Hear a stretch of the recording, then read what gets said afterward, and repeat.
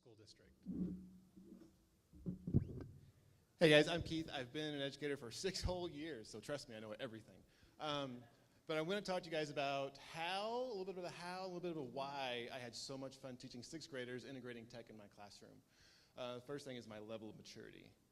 So I'm going to start by having you guys look at 3 students. And you know these students. You've heard about them in the faculty lounge. They have no chance of success. They have no idea about what the real world's like.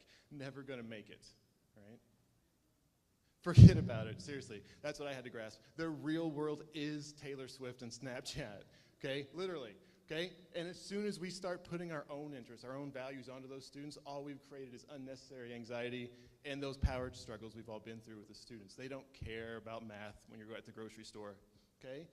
Also, parents, they're not excited to come see a teacher at conferences if their student's not excited about learning. My favorite story is spending 10 minutes talking to a parent about how their son drove a food truck from Salt Lake to DC to outrun zombies. I'll get there later.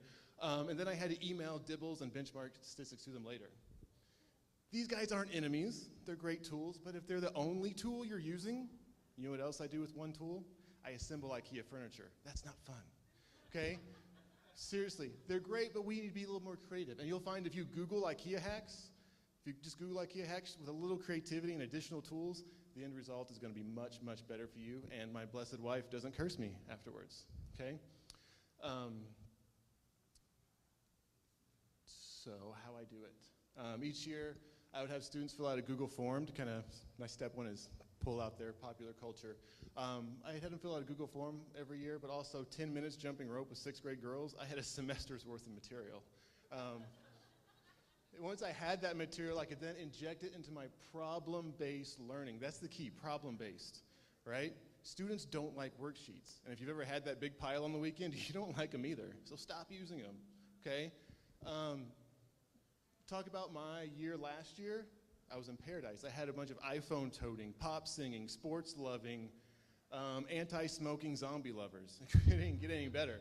I was in paradise, hanging out with my people, right? One of the things I noticed, if you tell a 6th grader you can't have an iPhone in your classroom, it sparked similar debates as Salt Lake residents debating clean air in February.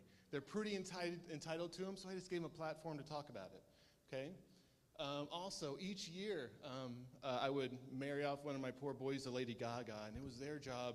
They all became wedding planners, and they had to put in proposals to fill her wedding venue. Came up with ideas like flying carpets, shark tanks, and bearskin rugs, getting married inside of prisms. Great way to do persuasive writing.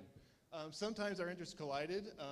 We proved, with the Yankees as an outlier, of course, you Yankee fans, forget it, that Yachty and my Cardinals were the greatest team of all time. Thank you. Okay. Also, Eat Waste, I stole this from another educator, borrowed it, but we expanded it. Each Friday, for 30 minutes, we track our favorite football teams to project our Super Bowl winners. It's a great way to use data for 6th grade interpretation. Also, I'm a sports fan, so it's great. We proved that Stephen Curry is not yet the greatest player of all time. We didn't mention LeBron, I'm not a fan. So we came up with an equation to figure out who's the greatest of all time. And of course, they figured out it's still Michael.